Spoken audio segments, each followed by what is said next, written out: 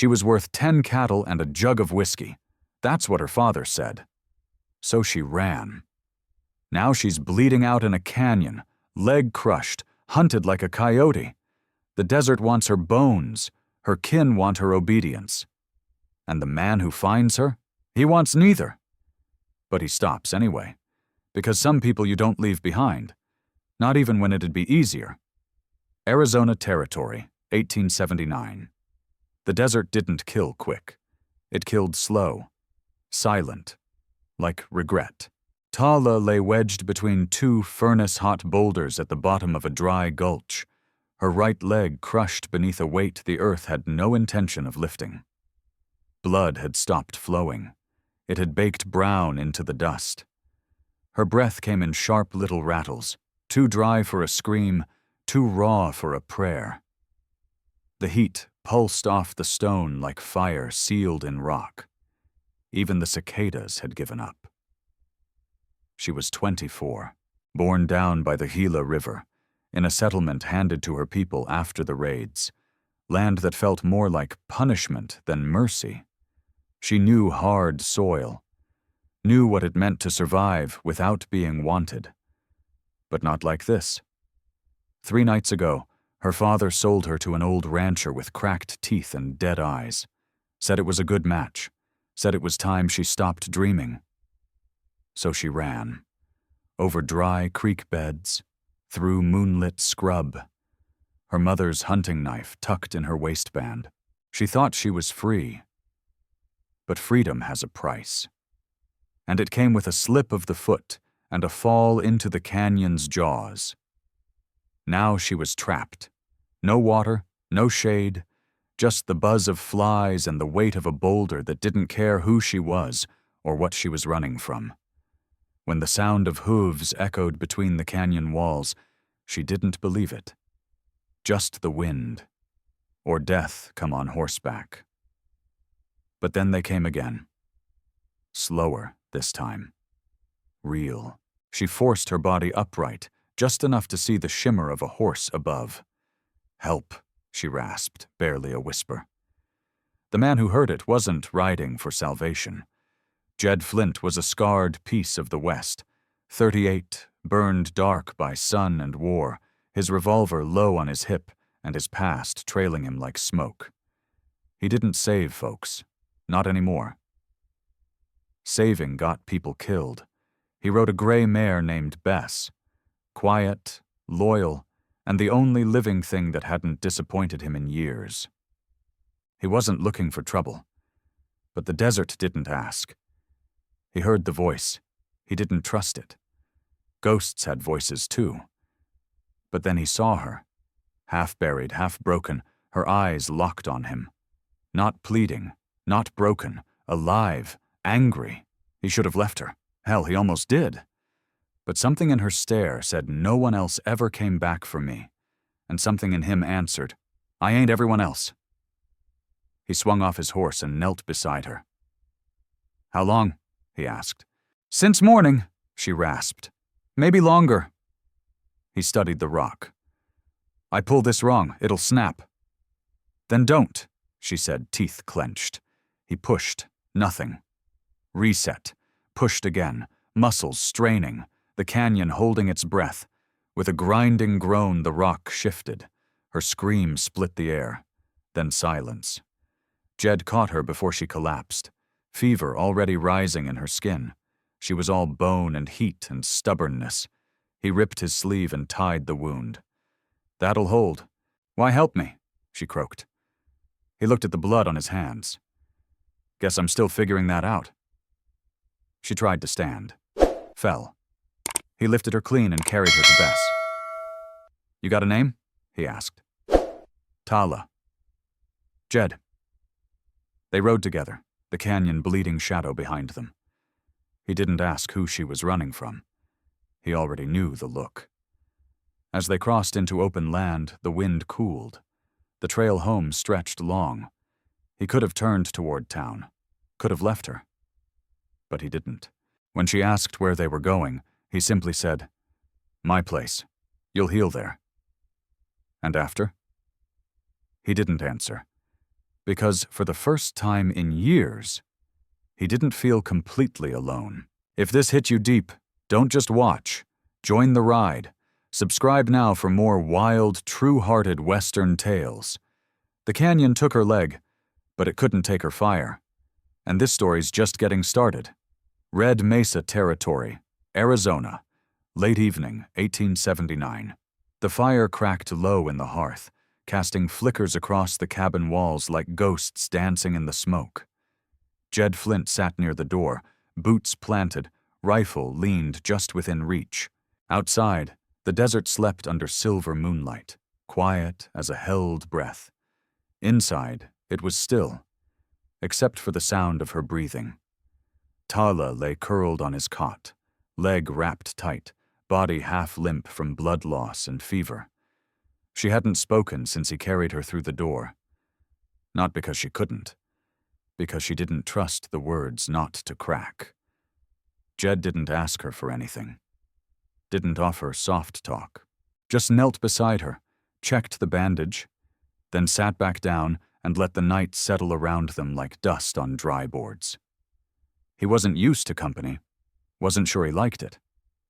But she wasn't the kind you turned out. She was hurt, hunted, and stubborn as any wild thing that had ever clawed its way through this land. When she stirred, her eyes flinched open. They darted to the fire, then to him, wary, sharp, assessing, like a woman still expecting to be sold. He nodded once. Nothing soft in it, just fact. "You're safe here," he said. The words hit her harder than she expected. Nobody had ever told her that. Not, and meant it. Her throat worked like she wanted to speak, but nothing came out. She sat up too fast. Pain struck like a blade. She clenched her jaw and refused to show it. He saw anyway.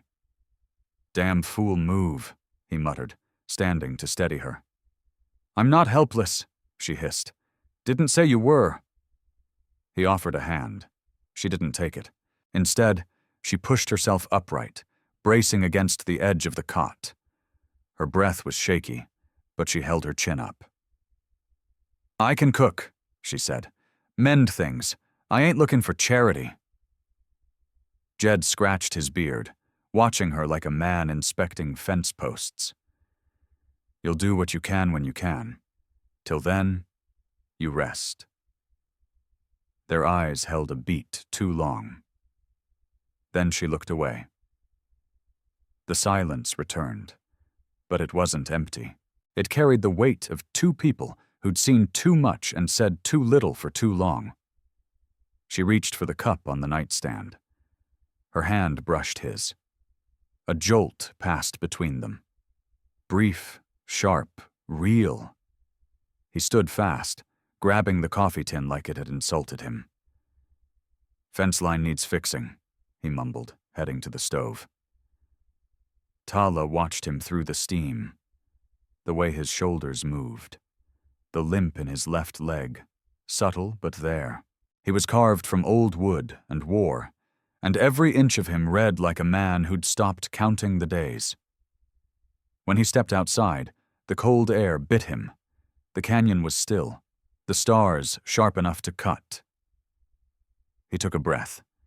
It did nothing to settle the stir inside. Back inside, Tala sat quiet by the fire. Her eyes scanned the room. Not nosy, just observant.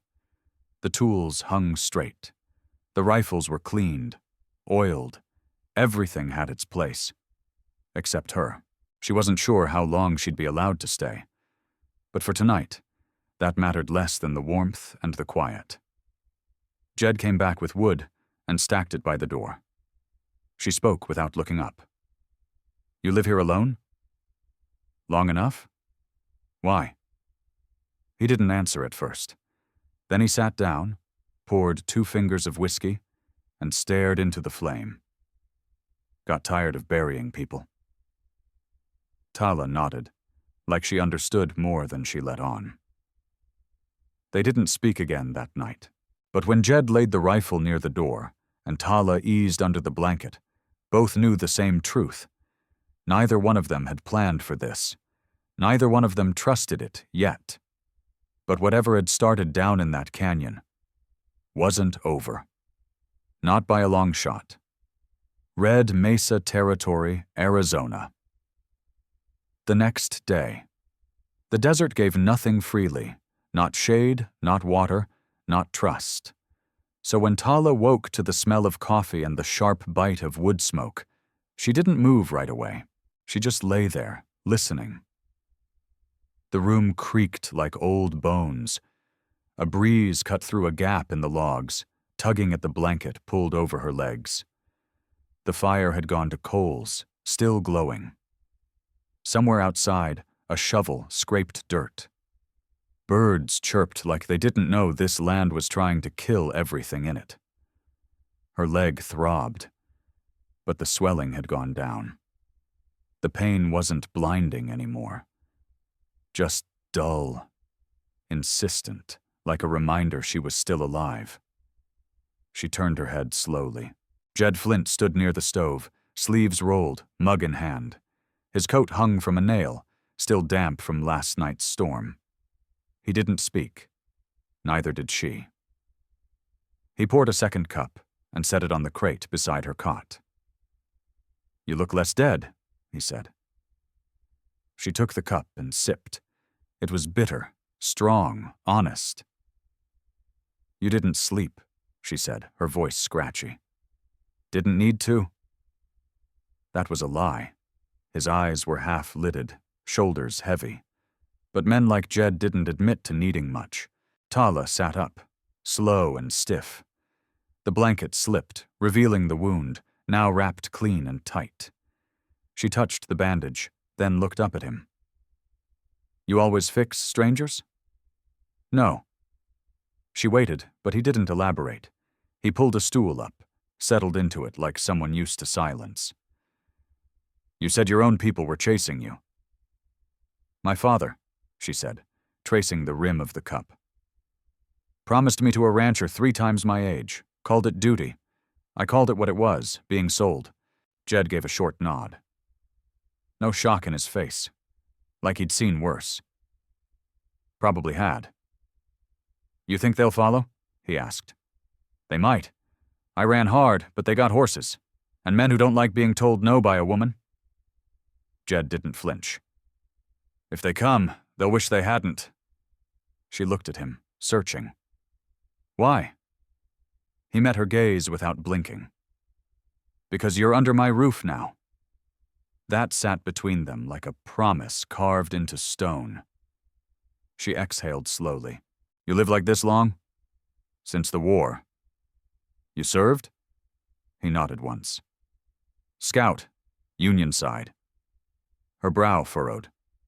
"I thought scouts worked alone." "They did. That's why I signed up." He looked past her toward the window. His jaw tensed. "Saw things I won't repeat. Buried men whose names I forgot just to sleep at night." "What brought you here?" Jed shrugged. "Didn't want to hear gunfire in my dreams anymore. Built this place to be quiet." Tala glanced around. It was quiet, but not peaceful. There was a heaviness in the walls, a silence earned, not given. "You ever get lonely?" He didn't answer right away. "You learn to forget the sound of other voices." She nodded. "I never had much quiet. Always someone shouting orders."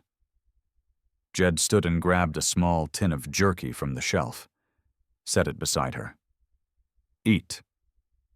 She pulled off a piece, chewed slowly. Her stomach hadn't known food in a day. "You planning to keep me here?" she asked, eyes cautious. "No." "Then why are you helping?" He leaned against the table, arms crossed. "Because I know what it feels like to be hunted," he said. "And I know what it means to have no place left." They didn't speak for a while after that. Outside, the wind picked up, brushing sand against the doorframe. The fire hissed low. Tala stared into the embers. She thought of her mother's voice. the way it used to hum at night when the wind moved through the walls. Gone now. Dust and memory, just like everything else she'd lost. Jed stepped out onto the porch. She heard the creak of the boards, the groan of an old man's knee. She pictured him standing there, arms crossed, scanning the horizon like he was waiting for the world to come knock. And for the first time since that canyon, she felt something that didn't make sense. Not fear, not safety. Something in between. Like maybe this strange, broken man didn't just rescue her. Maybe he understood her. The first rays of light spilled over Red Mesa like a promise too shy to keep. It wasn't warm, not yet. Just pale and cold, the kind of dawn that made the desert look softer than it was. Jed Flint sat on the porch rail, coat wrapped tight, coffee cooling in his hand. He hadn't slept, not proper sleep anyhow, just sat there through the night, keeping one ear tuned to the wind and the other to her breathing. He wasn't sure why. She wasn't likely to bolt. Not with that leg, and no one had ridden up from town in weeks. But something in him wouldn't let go of the need to watch. Inside the cabin, she stirred. Her movements were small, like she was testing the day before she trusted it. Then her voice came, quiet, raspy from sleep. "You always sit up like that?" Jed didn't look back. "Only when I got reason." Tala pushed herself up on one elbow, wincing as her muscles protested. The fire was down to ash, but the smell of smoke still clung to the walls. "You're not much for talking," she said. "Neither are you." She gave a slight smile. "Guess we match." Jed stood, stretched slow. His back popped like timber splitting. "You hungry?" "Always." He made eggs in the skillet, cracked and sizzled over fresh flame. She limped over with care, dragging the blanket around her shoulders like armor. She didn't ask for help. He didn't offer. That was their rhythm now. When she sat at the table, he set the plate down and poured 2 cups of coffee. The silence between them wasn't awkward. It just was. "I've been thinking," she said, breaking the still. "You brought me here, fed me, patched me up, but you never asked me for nothing." Jed sipped his coffee. "Don't mean I won't." Her eyebrow raised. "I don't take charity well either," she said. "You didn't ask for it." "Well, I'd rather pull my weight." He looked at her across the rim of his mug. "What you thinking?" "I can mend, I can cook. You got a busted gate out back and a roof that leaks when it cries." Jed set his cup down. "You offering to stay?" She looked him square. "I'm offering to work. I don't stay nowhere unless I earn it." He nodded slow. "Fair." They ate in silence after that, the kind born of understanding, not absence. Later that morning, as the sun crept higher, Tala took it upon herself to sweep out the dust gathering in the corners. Jed tried to tell her to sit, but she waved him off with a glare that could crack rock. He stepped outside, more to give her space than anything else. The fence would need repair soon, and the trough had gone low. As he moved through the chores, he caught himself listening for her inside. It was a strange thing, being aware of someone else in his space. For years, it had just been him and the wind, and whatever memory chose to linger. When he returned, she was sitting by the fire with thread in her lap, mending one of his flannels. "You didn't have to," he said. "I did," she answered, never looking up. "A hole's a hole, better stitched than ignored." He leaned on the doorframe, watching her, her brow furrowed in concentration. The firelight caught the copper edge of her skin, the curve of her jaw. There was strength in her. Quiet, but fierce. The kind a man didn't try to tame, just stood beside if he was lucky. "You ain't like the others from back home," she said suddenly. "How's that?" "They looked at me and saw a dowry. You look at me like I got a name." Jed said nothing, just nodded once. "Thank you," she said after a long pause. "For what?" "For not asking me to be anything but alive." That stopped him. He crossed to the table, picked up the stitched shirt, and turned it over in his hands. "I don't much know what I'm doing with folks anymore," he said, "but I know how to keep a soul breathing when the world's trying to snuff it out." She looked at him. Really looked. "That's more than most." Outside, the wind picked up. Clouds gathered far off, maybe rain by dusk. But for now the cabin stood still. Alive. Lived in. Tala set the shirt aside and stood. Slow but firm. Her leg still ached, but her spine was straight. She moved to the window and looked out across the dirt, the fences, the empty land stretching far as thought could go. "You think they'll come?" she asked. Jed didn't need to ask who. "Maybe." She nodded. "Well," she said, turning back to him, "if they do, they'll find me standing." Jed watched her a long beat, then said, "Not alone you won't." And that was that. The days had begun to stretch, lazy and warm, but always watchful. By the fourth morning, Tala moved without the limp owning her steps. She was still tender, still slow, but grit went a long way out here, and she had more of it than any 10 men Jed had ridden with during the war. They'd settled into a rhythm that didn't need explaining. She rose with the sun, made coffee black enough to scrape the rust off a shovel, and cooked without being asked.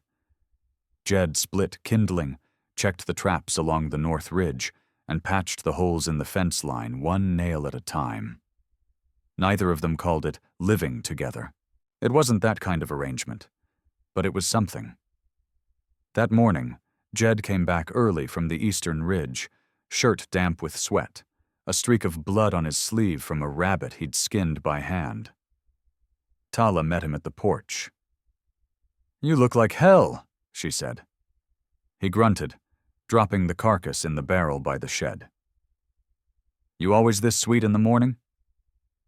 "Only when I'm worried." He stopped, head tilting slightly. "About what?" She nodded toward his leg. "You're limping worse than usual." Jed waved her off, but the truth was, the ache in that old bullet wound had returned, deep in the bone, like the weather was trying to speak through him. "I'll live," he muttered. They shared a breakfast of eggs and jerky in silence. Outside, the wind stirred dust devils near the fence line, lifting them into slow, spiraling dances. It was then, when the air stilled between words and the last bite went cold on the plate, that they both heard it. Hooves, distant, faint. Tala's spine went rigid. She set her fork down, slow and deliberate, as if fast movement might call the devil's attention. Jed rose quietly, walked to the window. He scanned the ridge. "Riders?" she asked, not turning. "Just one," he said, voice flat. "Maybe 2. "How far?" He squinted. "Hard to say. Far enough to miss us. Close enough to smell smoke if the wind turns." Tala stood and crossed the room. "Could be nothing." "Could be. But you don't believe that?" "No," Jed said. "I don't." He grabbed his rifle and stepped onto the porch. The rifle rested easy in his hands, like it was part of him. Not a weapon. A habit. Tala followed, arms folded against the wind. She scanned the ridgeline, saw nothing but rock, scrub, and sky too wide to trust. "You think they're looking for me?" Jed didn't answer right away. "Doesn't take much," he finally said. "A stranger asking questions in town. A rider cutting a trail no rancher uses. If they're not looking now, they will be soon." Tala felt it in her stomach, the knot of old fear trying to come back to life. But she pushed it down. "I'm not running again," she said. "I know." He looked at her, eyes steady. You still got that grit I saw in the canyon. That's why I stopped." That silenced her.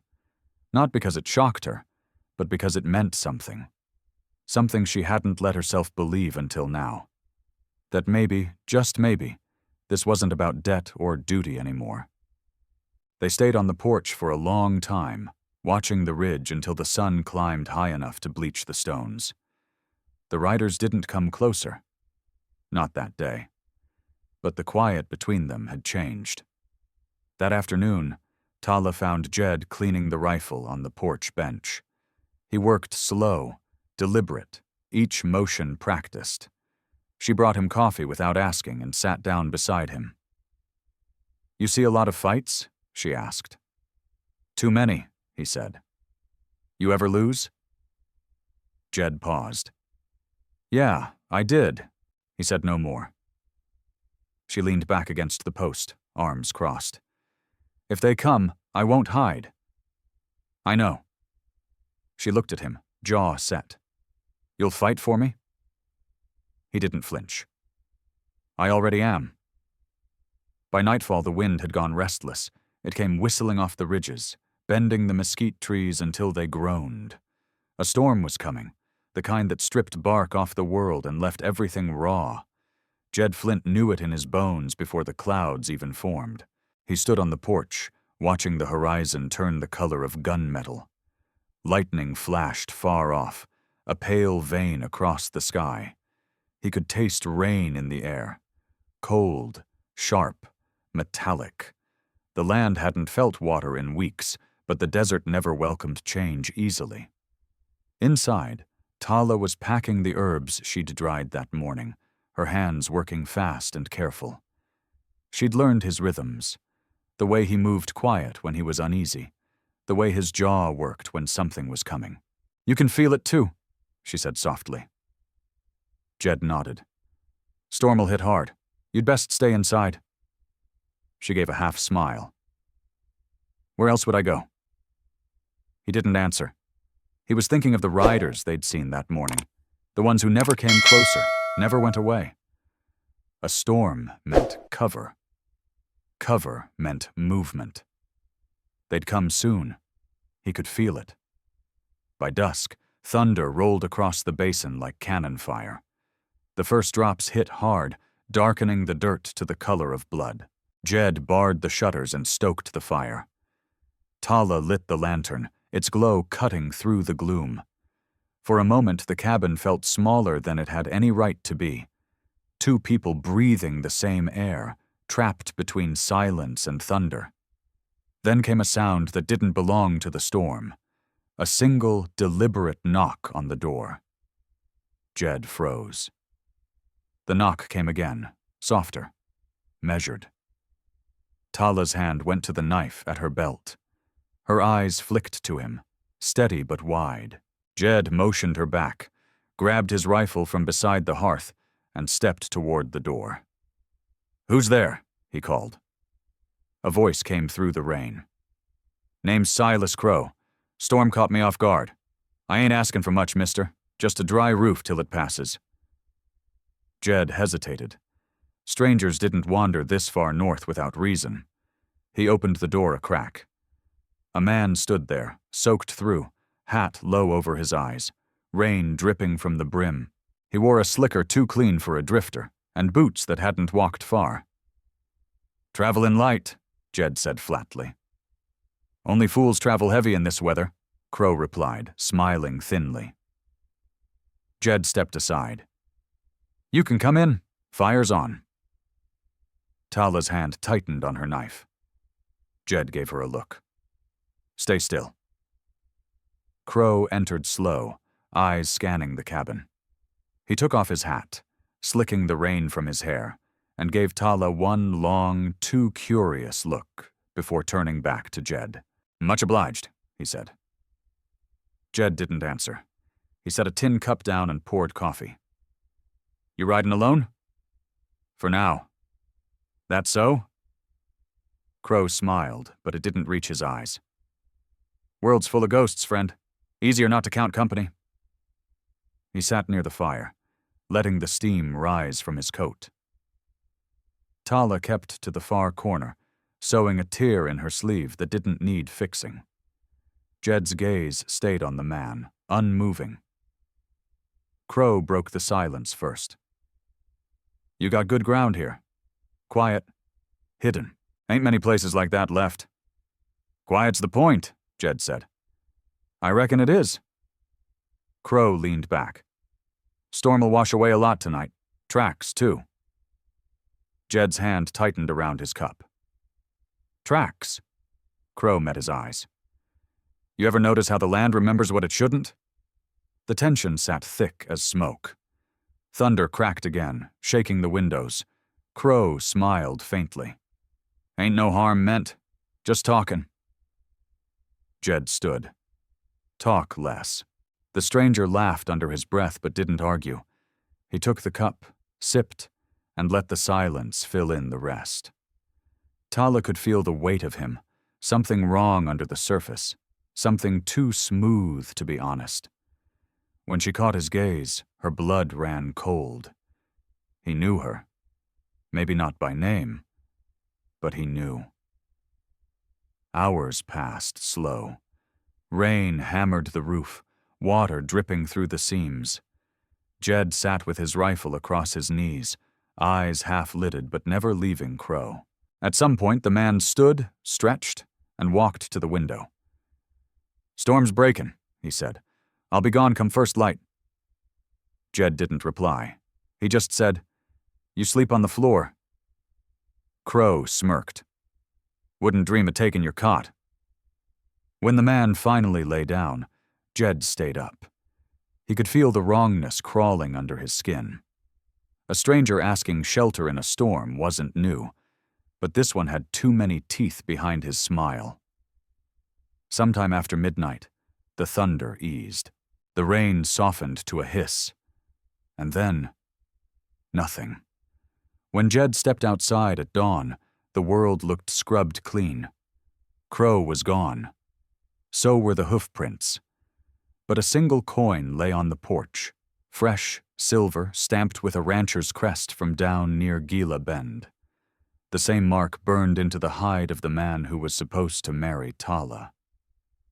Jed turned the coin in his hand, the metal still wet from the rain. He didn't call her out to see it. Didn't need to. He already knew what it meant. They'd found her trail, and the storm had just washed it clean for them. By morning, the storm had blown itself out, leaving the canyon slick with mud and the air washed clean. But the unease in Jed's gut hadn't passed. He stepped outside with the sunrise bleeding soft across the hills. The land smelled of wet mesquite and unsettled dust. Crow was gone, just like he'd promised. But his footprints, clear in the soft ground, told a story the man hadn't spoken aloud. They led due west, straight toward the ridgeline. Jed didn't need to follow far. He knew what Crow was doing. He was scouting, marking, counting. The storm had given him a perfect cover. And now the real thunder was coming. Inside the cabin, Tala was boiling coffee. She didn't ask where Crow had gone. She already knew. He handed her the coin Crow left behind. She turned it in her fingers, eyes narrowing at the crest branded into the metal. Her lips tightened. "He's one of them." Jed nodded. "They know you're alive now." The words sat heavy in the air. "Then it was never gonna end," she said quiet.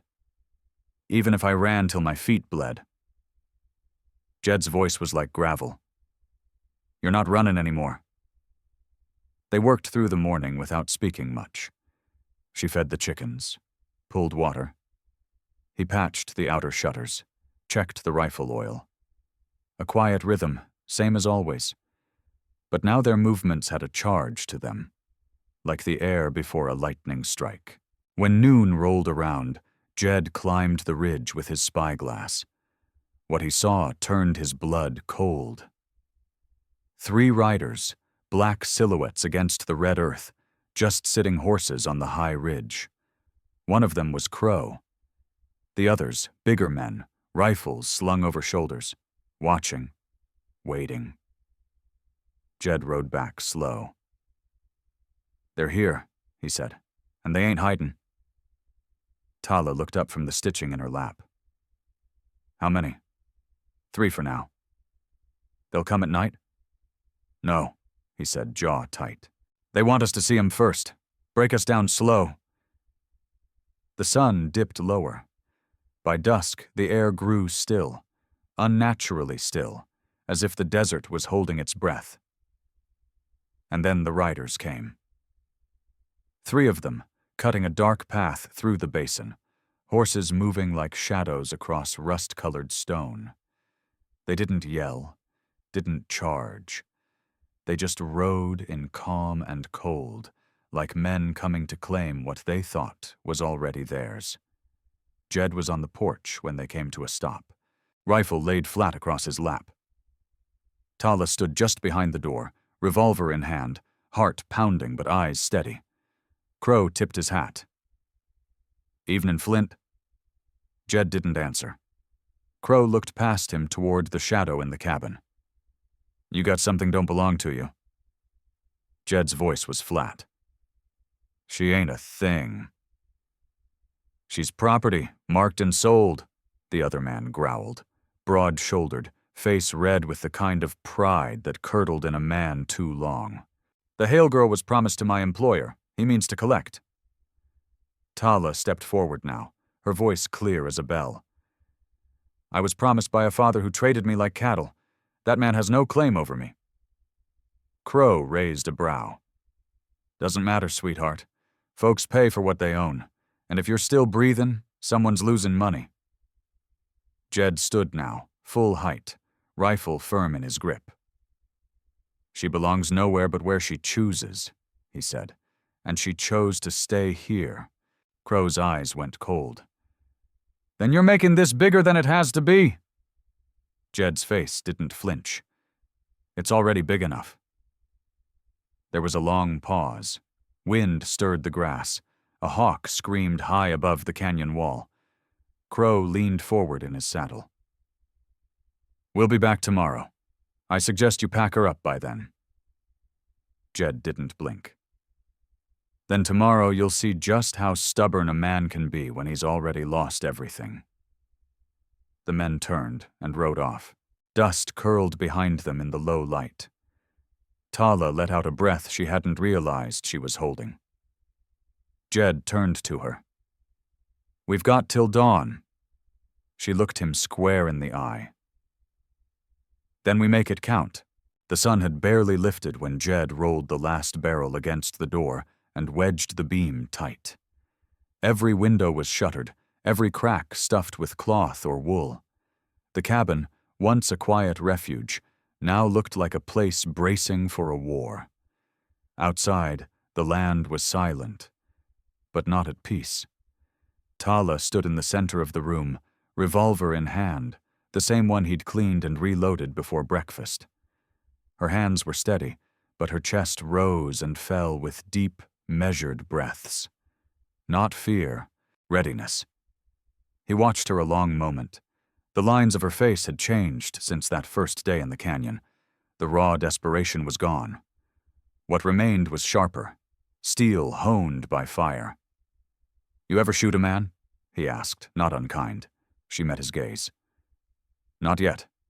He nodded. "You might, come sundown." She didn't flinch. "Then I'll aim true." Jed handed her a second box of rounds. "Keep 'em close."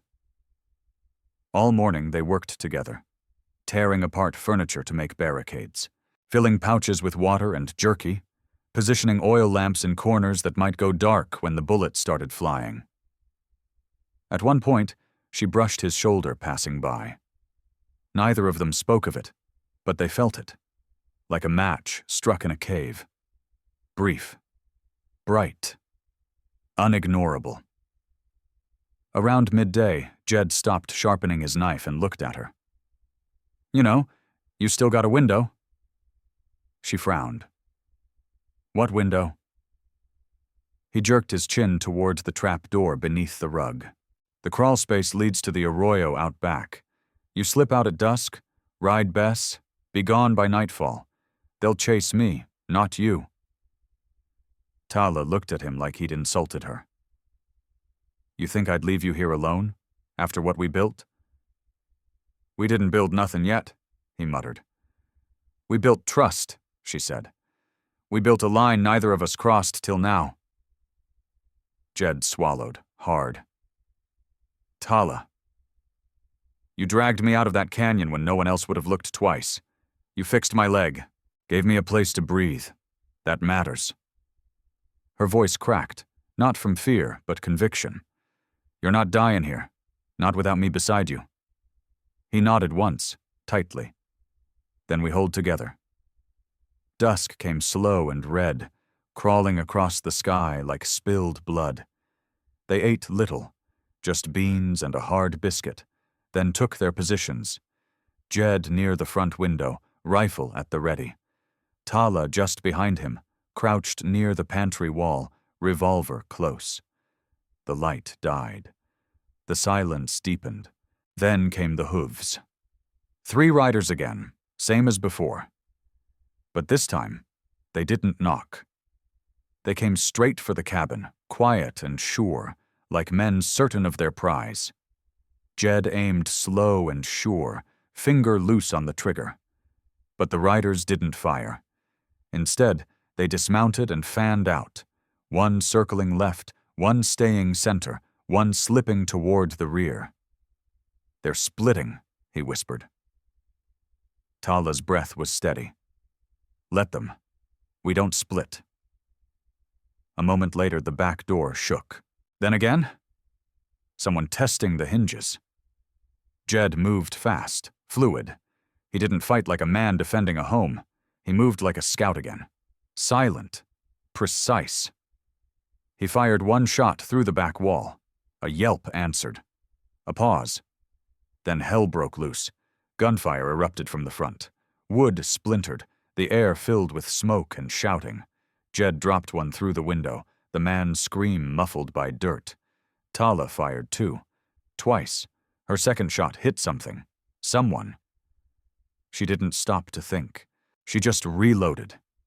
They fought back to back, breathing in time, shadows in the smoke. Then came silence. The kind that settles after a storm, when the land doesn't yet know if it survived. Jed stepped onto the porch, rifle raised. Crow was gone. The others, one dead, one bleeding in the sagebrush. The threat had broken like a wave on a cliff. He turned to her, face streaked with soot. "You held," he said. "I had to," she replied, voice raw. "You were here. The smoke hadn't cleared, but the gunfire had stopped." Jed moved like a man still wired for war, checking corners, rifle tight in his grip, senses sharpened to a razored edge. It wasn't until he stepped past the porch rail and kicked the rifle from a dead man's grip that he finally let his breath out. The other 2 were gone. One bled a trail into the dusk, the other limped hard and fast over the ridge. Crow, he figured, was the one who got away. Again. Tala stood in the doorway, eyes scanning the horizon like it might still birth another danger. But nothing moved now but the wind. It pushed dust over the hard pan, covering the fresh blood in slow, deliberate strokes, like the land itself was trying to forget. They buried the man behind the cabin. No prayers, just a shallow grave and a stone marker Jed didn't bother to carve. Dust to dust, ash to ash, one less predator breathing. Afterward, Jed rinsed his hands in the basin. His fingers trembled. Tala was already inside, sitting by the hearth, wrapping her shoulder where a bullet had grazed her. She didn't cry, didn't whimper, just tied the knot with grit-stained fingers and stared into the dying fire. Jed walked in slow, set the rifle on the wall, and sat beside her on the floor. The quiet between them wasn't empty. It was dense, like the air before a monsoon. She spoke first. You didn't have to do it. Any of it. He didn't answer right away. Just stared at his hands like they might still be soaked in blood. I know. But you stayed. Jed looked at her. Really looked. Her jaw set with resolve, her eyes weary but blazing, her whole body carrying the weight of someone who'd run out of places to run. He let the words come slow, dragged from some place deep and scarred. Because when I saw you down there in that canyon, you weren't crying, you weren't begging. You looked like hell itself had kicked you, and you were ready to bite back. Tala met his eyes. You pitied me. No, he said, voice rough. I saw someone who wanted to live, and I was tired, so damn tired of watching people die. Silence wrapped around them again. This time, not heavy, but honest. Tala leaned back against the wall, eyes softening just a hair. What happened to you, Jed? He let out a breath, slow and ragged. The war. That's the short of it. And the long. He smiled, but it was a sad, bitter thing.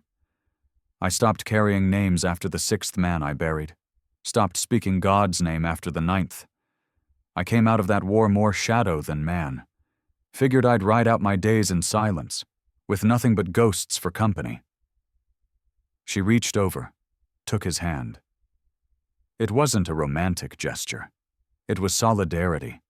Two battle-scarred people reaching across the scorched earth between them. You're not a shadow, she said. Not to me. For a moment, his jaw clenched. Emotion flickered and tried to rise, but he pushed it down.